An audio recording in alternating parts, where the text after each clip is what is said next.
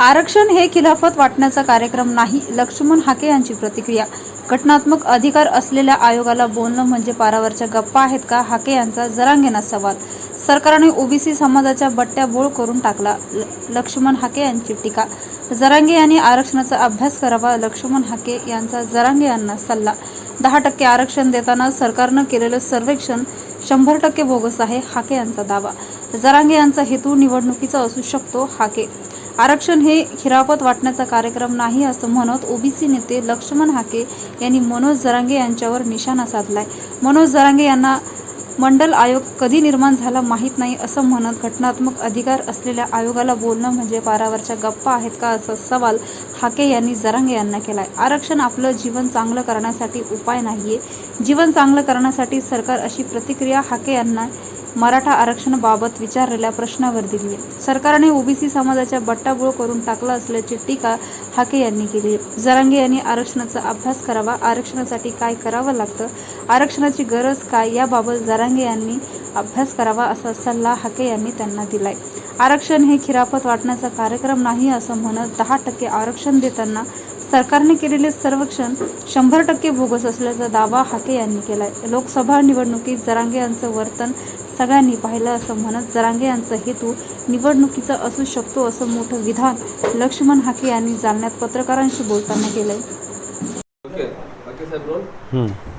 गाव तालुक्यात सरकारी नोंदी आहेत, त्यामुळे 13 तारखेच्या आत मराठ्यांना आरक्षण देणं बंधनकारक आहे. कोणी आंदोलन केलं म्हणून सरकारी नोंदी रद्द होऊ शकत नाहीत असा आरोप जरांगे पाटलांनी केला. फक्त कुणबी या नोंदी असतील, फक्त कुणबी, तर त्यांना कुणी रोखू शकत नाही, कारण मंडल आयोगामध्ये कुणबी ही बाय डिफॉल्ट ओबीसी रिझर्वेशनमध्ये आहे. पण तुम्ही जो म्हणताय की काही खाराखोर होते वगैरे वगैरे, तर त्यांचं म्हणणं आहे की ज्यांना आम्ही कुणबी दाखले रद्दच करता येणार नाही असं त्यांचं म्हणणं आहे. नाही, कुणबी दाखले रद्द करता येतच नाही, पण मराठा कुणबी आणि कुणबी मराठा आणि त्या अर्लियर करेक्शन, म्हणजे कुणबी असेल आणि त्याच्या पुढं म लिहिलं किंवा त्याच्या मागं म लिहिलं म्हणजे तुम्ही कुणबी झाला. हा जो जावई शोध लावून जो सर्टिफिकेट वाटपाचा प्रोग्राम या महाराष्ट्रामध्ये सुरू आहे तो ओबीसी, खऱ्या ओबीसीवरती अन्याय करणारा आहे. कारण हे कुणबीकरणाच्या, कुणबी या एका शब्दाच्या म्हणजे 2004च्या JRच्या माध्यमातून हे ओबीसी आरक्षण उद्ध्वस्त करण्याचा घाट या माझ्या महाराष्ट्रामध्ये घातला जातो आहे. कसं होतं हां, मराठा कुणबी आत्ता सांगितलं ना की कुणबी हा वेगळा आहे. कुणबी हा प्रवर्ग पूर्णतः वेगळा आहे. कुणब्याचे प्रकार तुम्हाला सांगतो. खानदेशी कुणबी आहे. जो खानदेशी कुणबी आहे ना तो कुठं राहतो? गिरणा व तापी नदीच्या आजूबाजूच्या खेड्यागावामध्ये राहतो. मग काळे कुणबी म्हणजे कोण? तर मूळ गोव्याकडचे कुणबी आहेत, ते कुणबावा करतात किंवा शेती घेऊन कुणब्याचं काम करतात, ते काळे कुणबी आहेत. वऱ्हाडे कुणबी, मध्य प्रदेश वऱ्हाड प्रांतामधले जे वऱ्हाडे कुणबी आहेत ते वऱ्हाडे कुणबी. कोकणी कुणबी माझ्या रत्नागिरीच्या उत्तर भागात आणि कुलाबा जिल्हा म्हणजे आत्ताचा रायगड जिल्ह्याच्या दक्षिण भागातला कुणबी, हे काय आहेत? हे कोकणी कुणबी आहेत. तलेरी कुणबी म्हणजे ते आमच्या सोनकळ्यासारखे आहेत, म्हणजे पब्लिकला समजावं, म्हणजे असे कुणबी. खैरे कुणबी आहेत, पुन्हा घाटोळी कुणबी आहेत, परत खेडुले कुणबी आहेत. हे खरे कुणबी आहेत आणि हे कुणबी हे मराठा समाजाच्या व्यतिरिक्त आहेत, वेगळे आहेत. त्यांचे देवदेवाक वेगळे आहेत, त्यांचं सोयरपण वेगळं आहे, त्यांचा रीतिरिवाज वेगळा आहे, त्यांचं राहणीमान वेगळं आहे. मानवशास्त्राप्रमाणे त्यांचं स्वभाव, त्यांच्या चेहऱ्याची ठेवण, या सगळ्या गोष्टी डिफरंट आहेत. त्यामुळं हे जे महाराष्ट्रामध्ये ज्या काही एक शब्द धरून ज्या गोष्टी चाललेल्या आहेत या गोष्टी मला वाटतं 83 क्रमांकाचा ओबीसी मराठा एक आहे. 2004ला मराठा आणि कुणबी एक कायदा पारित करण्यात आला.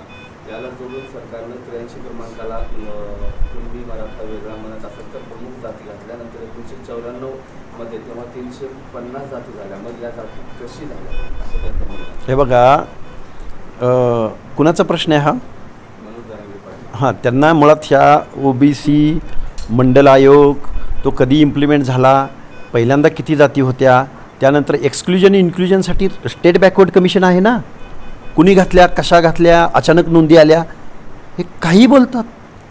महाराष्ट्रामध्ये कॉन्स्टिट्युशनल ज्याला घटनात्मक अधिकार आहे, अशा घटनात्मक अधिकार असलेल्या स्टेट बॅकवर्ड कमिशननी वेळोवेळी त्याचा अभ्यास केला. ते अधिकार आहेत त्या आयोगाला, आणि त्या आयोगाच्या माध्यमातून या जाती जर ॲड होत असतील, की जो आयोग हा आमच्या मंडल आयोग किंवा सेंट्रल गव्हर्नमेंटच्या 1994 पासून ओबीसी संदर्भात जे काही अधिकार मिळाले ओबीसींना, ते आयोग आहेत आणि त्या आयोगाचा घटनात्मक दर्जा आहे. आणि कुणी घातल्या, कशा घातल्या, ॲड झाल्या, हे बोलणं म्हणजे पारावरच्या कट्ट्यावर बसून गप्पा मारण्यासारखा प्रकार आहे हा. माळी समाजाला पोटजात आहे. माळी समाजामध्ये मग मराठ्यांची पोटजात कुणबी का होऊ शकते? मराठा रिझर्वेशनमध्ये असायला पाहिजे ना. कुणबी रिझर्वेशनमध्ये आहे म्हणून मराठा समाज रिझर्वेशनमध्ये घ्या म्हणण्यापेक्षा माळी समाज आहे ना त्यामध्ये, मग माळ्यांच्या पोटजाती येणारच ना. तुम्ही उलटं एक्झर्शन कसं करताय? लोहार कुणबींचा ओबीसीत का समावेश केला नाही असं त्यांचं कुणी सांगितलं? भाऊ म्हणलं म्हणजे हे बघा, रिझर्वेशन पॉलिसी आपल्या संविधानामध्ये समतेचं तत्त्व, फक्त संविधानामध्ये समतेचं तत्त्व नाही, या सगळ्या तुम्हा मीडियासमोर जे संविधानाचा चौथा स्तंभ आहे, या देशामधल्या ज्या काही अनागोंदीवरती कंट्रोल कोण निर्माण करत असेल तर तो ज्या पद्धतीनं मीडिया आणि न्यायव्यवस्था आहे. पण मीडियाचा रोल हा आत्ताच्या परिस्थितीला, आत्ताच्या सिच्युएशनमध्ये मीडिया हा एकदम व्यवस्थित रोल निभावतो आहे. न्यायव्यवस्थेपेक्षा सुद्धा, न्यायव्यवस्थेवर बोलण्याएवढा मी अजिबात मोठा नाही, न्यायव्यवस्थेचा कुठेही मला उपमर्द करायचं नाही, पण न्यायव्यवस्था भारताची ही लेंदी प्रोसेस असल्यामुळं मला या गोष्टी बोलाव्या लागतात. पण मीडियासमोर मला एकच सांगायचं आहे. काय प्रश्न होता? हां, मुस्लिम समाजाच्याही सरकारी नोंदी आहेत, त्यांनाही ओबीसीतून आरक्षण द्या असं त्यांची मागणी. हे बघा, मुस्लिम समाज, हे बघा, हिंदू धर्म हा सामाजिक उतरंडीमध्ये विभागला गेलेला आहे, पण मुस्लिम समाज हा धर्म म्हणून त्याच्याकडं पाहिलं जातं. त्यांच्या ज्या जाती आहेत, सेम आडनावाची लोक आहेत, त्यामुळे त्यांच्या जाती नसल्यामुळं, त्यांचा धर्म असल्यामुळं त्यांच्यातल्या जे काही कारू म्हणजे व्यवसाय आहे, पण त्यांना मुस्लिमामध्ये सामाजिक स्तर नाही आहे, म्हणून मग तिथल्या लोकलच्या ऑफिसर्सना परवानगी दिली आहे आपल्या कायद्यामध्ये, संविधानामध्ये, की तुम्ही लोकलला जा, त्याचा व्यवसाय बघा, तुम्हाला योग्य वाटलं तर तुम्ही तिथंच त्यांना त्यांचं सर्टिफिकेट इश्यू करा. हे शब्बीर अन्सारी हो, शब्बीर अन्सारीनी, हे बघा, शब्बीर अन्सारी नावाचे नेते, हो, त्या नेत्यांनी माझ्या माहितीप्रमाणे गव्हर्मेंटकडून चळवळीमध्ये अभ्यास करून, माझ्या माहितीप्रमाणे कमी जास्त असू शकतं, जवळजवळ 100 GR मुस्लिमांच्या बाबतीमध्ये त्यांनी करून घेतलेले आहेत. इथल्या कायद्याला, इथल्या त्या गव्हर्मेंटला कन्व्हिन्स केलेलं आहे. शब्बीर अन्सारींचं काम ओबीसींच्या या हक्क आणि अधिकाराच्या ओबीसीच्या मुवमेंटमध्ये खूप मोठं आहे आणि त्यांचं वर्क आहे. ते शब्बीर अन्सारी साहेब याच्यावरती अतिशय सफाईदारपणे उत्तर देऊ शकतात. वाशिममध्ये उडवलेल्या गुलालाचा अपमान करू नका, नंतर विधानसभा निवडणुकीमध्ये तुमच्यावर गुलाल विषय असा थेट इशारा. हा पॉलिटिकल विषय झाला त्यांचा. पॉलिटिकल जी गोष्ट कधी मिळणारच नाही. मी लायकी वगैरे मी कायम का म्हणतो तुमची लायकी नाही, जी गोष्ट आडातच नाही ती पोहऱ्यात येणार कुठून? आणि मगाशी मी तुम्हाला बोलत होतो, तो मुद्दा सुटला माझा, की न्यायव्यवस्थेमध्ये सुद्धा समतेचं तत्त्व आहे, घटनेमध्ये समतेचं तत्त्व आहे. मला म्हणायचं आहे काय, की बघा, एखादी रिझर्वेशन पॉलिसी ठरवत असताना अगदी पब्लिक अपिलिंग भाषेमध्ये मी तुम्हाला सांगेन की समाजातील पब्लिक अपिलिंग भाषेमध्ये मी सांगेल, रिझर्वेशन कुणाला दिलं जातं, रिझर्वेशन का दिलं जातं, रिझर्वेशनचा काय विषय आहे, तर समाज व्यवहारातील जात, समाजात वावरत असतानाची जात, कागदोपत्री असणारी जात आणि ऐतिहासिक संदर्भ लिटरेचरमध्ये असलेली जात आणि आत्ताचं त्यांचं स्टेटस असलेली जात, या सगळ्या गोष्टी एकत्रित आल्याशिवाय कुणाला सर्टिफिकेट इश्यू करता येत नाही.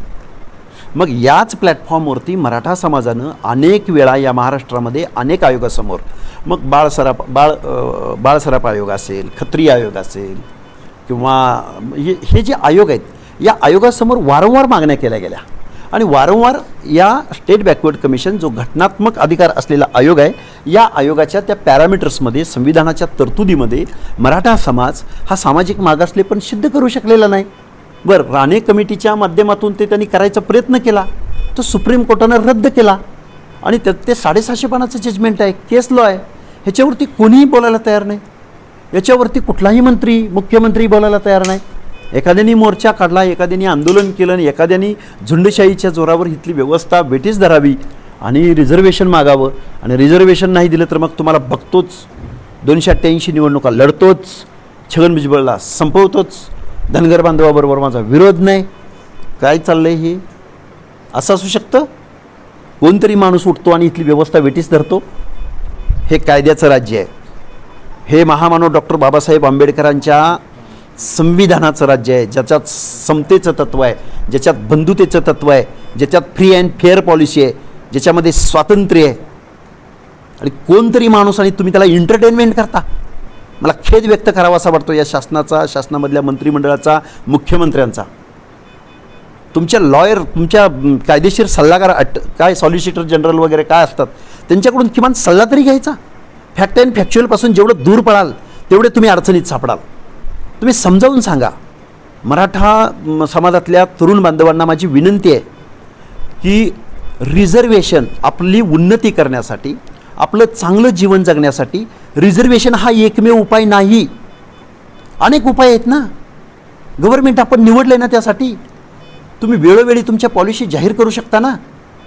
वसंतदादा पाटील ज्यावेळी मुख्यमंत्री होते त्यावेळी मराठा समाजातल्या तरुणांच्या या बेरोजगार, तसाही प्रश्न होता. ही माणसं किती आबाळा एवढी होती. वसंतदादा पाटलांच्या कालावधीमध्ये शिक्षण संस्था आणि कोऑपरेटिव्ह सेक्टरमध्ये खूप प्रचंड प्रमाणात या महाराष्ट्रामध्ये बढावा तिथून पुढं सुरू झाला. तर त्यावेळचा त्यांचा उद्देश असा होता की हा जो तरुण आहे, हा जो बेरोजगार आहे, ह्याला आपल्याला ऑर्गनायझड करायचं आहे, त्यांना कोऑपरेटिव्ह सेक्टरमध्ये आणायचं आहे आणि त्यांची उन्नती साधायची. मग सहकार हा रिझर्वेशन व्यतिरिक्त, रिझर्वेशनला पॅरलल, कोणीतरी म्हणालं होतं, आता मी त्यांचं नाव घेऊन मी त्यात माझा प्रश्न डायव्हर्ट करू इच्छित नाही, की या दलितांना वगैरे भटक्यांना रिझर्वेशन दिलं, माझ्या तरुणांना मी काय द्यायचं. मग तो सहकार पुढे आला आहे आणि या सहकारानं या माझ्या महाराष्ट्राचा पुरता बट्ट्याबोळ करून टाकला आहे. सहकार फक्त एका विशिष्ट जातीच्या हातामध्ये, त्याची मालकी फक्त एका विशिष्ट जातीच्या हातामध्ये. आणि माझ्या महाराष्ट्राचं जी इकॉनॉमी आहे, माझ्या महाराष्ट्राची जी अर्थव्यवस्था आहे, त्या महाराष्ट्रामधलं सर्वात मोठं बजेट या लोकांसाठी खिरापत वाटल्याप्रमाणे वाटलं जातं. आणि आमच्या सामाजिक न्यायाच्या योजनासाठी माझ्या या फुले शाहू आंबेडकरांच्या महाराष्ट्रामध्ये 1% बजेटसुद्धा हा फुले शाहू आंबेडकरांचा महाराष्ट्र देत नाही. ही खंत आणि खेद मला इथं व्यक्त करावा असं वाटतो. त्याचमुळं हे लोहार कुणबींचा ओबीसीत का समावेश केला नाही असं त्यांचं. कुणी सांगितलं लोहार ओबीसीमध्ये नाही येत म्हणून? घिसाडे लोहार, गाडे लोहार, लोहार आहेत ना. NT म्हणजे ओबीसी अंतर्गतच आहे ना साहेब. महाराष्ट्राला पुरोगामी महाराष्ट्र यासाठी म्हटलं गेलं की महाराष्ट्रामध्ये 27%, 29% ओबीसी रिझर्वेशनमध्ये, 19% 12 बलुता वगैरे ह्या सगळ्या गोष्टी आहेत. आणि विजय NT अ, ब, क, ड मध्ये हे बायफर्गेशन आहे की ज्याच्या त्याच्या एकमेकाच्या हक्क आणि अधिकारावरती अतिक्रमण होऊ नये म्हणून. बघा, मी माझ्या महाराष्ट्राला एक जबाबदारीनं सांगू इच्छितो आहे की विजय NT आणि ओबीसीचं आरक्षण हे एकच आहे. कुणीही विजय NT वेगळा आहे, धनगराचं आरक्षण वेगळं आहे. आम्ही कुठं त्यांच्यातलं मागतोय, आम्ही कुठं त्यांना हात लावतोय. मग धनगराचे नेते कशासाठी येत आहेत? धनगर समाजाच्या बांधवांना माझी कळकळीची हात जोडून विनंती आहे की आपण टोटल ओबीसी पैकी, मला ह्या गोष्टी क्लिअर करायला पाहिजेत म्हणून मी आपण वगैरे असं बोलतोय. तर धनगर समाज हा 3.5% रिझर्वेशन NTC मधलं घेतो. NTC म्हणजे ते जे ओबीसीच्या 27% रिझर्वेशनपैकी आहे. आणि मग धनगर समाज जर 3.5% रिझर्वेशन घेत असेल, आमच्या समाजामधल्या अनेक लोकांनी, म्हणजे शिवाजीराव बापू शेंडगे असतील, अण्णासाहेब डांगे असतील, मल्हारी माहुलकर असतील, अनंतकुमार पाटील असतील आणि बाकीचे मग तत्कालीन प्रतापराव ढाकणे असतील, दिबा पाटील असतील, त्यावेळीची जाणती मंडळी होती. त्यांच्या मनामध्ये संवेदनशीलता होती. त्यांना समाजमान, समाजभान होतं. त्यांना प्रत्येक प्रवर्गाला, प्रत्येक घटकाला या आपल्या सामाजिक न्यायाच्या या रिझर्वेशनमध्ये घ्यायचं होतं. सगळ्यांनी मिळून, शरदचंद्रजी पवार मुख्यमंत्री होते त्यावेळी मंत्रालयामध्ये बैठका व्हायच्या. आणि त्यामधून ही पॉलिसी एक पुरोगामी महाराष्ट्र म्हणून महाराष्ट्रातल्या प्रत्येक घटकाला एक न्याय द्यायचा म्हणून ह्या गोष्टी झालेल्या आहेत. त्यामुळे धनगर समाजाच्या बांधवांना माझी कळकळीची विनंती आहे आणि महाराष्ट्राला सुद्धा कळकळीची विनंती आहे. आम्ही धनगर समाजाचे नेते छगनरावजी भुजबळ साहेबांच्या किंवा ओबीसीच्या या मुवमेंटमध्ये झोकून उतरलेले आहोत. कारण मग प्रकाशअण्णा शेंडगे असतील की महादेव जानकरजी असतील की गोपीचंद पडळकर असतील किंवा मी स्वतः असेल, मग मी माझं वैयक्तिक बोलणं योग्य होणार नाही, पण आम्ही सगळेजण का उतरलेलो आहोत? कारण माझ्या या महाराष्ट्रामधल्या 18 पगड जातीच्या 50% जास्त लोकसंख्या असणाऱ्या छोट्या घटकांना, काही भागामध्ये बंजारा, काही भागामध्ये वंजारी, काही भागामध्ये लिंगायत, काही भागामध्ये कुणबी, असे पॉकेट्स आहेत जरूर. काही मेजर जाती आहेत, काही मायक्रो जाती आहेत. पण या मायक्रो जाती किंवा मेजर जाती आम्ही सगळेजण 27% इन्क्लूड आहोत. मग आमच्या या टोटल रिझर्वेशनचं संरक्षण कुणी करायचं? मग आम्ही शांत बसायचं? तो म्हणतो, झरांगे पाटील म्हणतात की या नेत्यानं एस टीची लढाई लढली असती तर आजपर्यंत एस टी मिळाली असती. अरे ते एस टीची लढाई हा वेगळा भाग आहे. पण आमच्या ताटामधलं जे आत्ता 3.5% रिझर्वेशन आहे, आत्ता आमची मुलं कुठेतरी शिक्षक होत आहेत, कुठेतरी नोकऱ्यामध्ये जायला लागलेले आहेत. त्या लोकांचे कॉल येत आहेत रात्रंदिवस. जी मुलं आता अभ्यास करत आहेत, ज्या मुलांना ॲडमिशन एंट्री पॉईंटला या सर्टिफिकेट हवे आहेत, त्यांनी आता आमचं हे 3.5% रिझर्वेशन सोडून द्यावं का? आणि आम्ही एस टी म्हणजे आम्हाला गाजर दाखवायचं पुढचं, आमच्यामध्ये दरार निर्माण करायची. भुजबळांच्या मागे लागू नका, भुजबळांच्या सांगण्यावरून हा काम करतोय, धनगर समाजाचा माझा विरोध नाही, असलं काहीतरी इलॉजिकल अतार्किक बोलून आमच्या लोकांचा बुद्धिभेद करायचा प्रयत्न जरांगेंनी करू नये. कारण पहिली आरक्षण पॉलिसी त्यांनी समजून घ्यावी.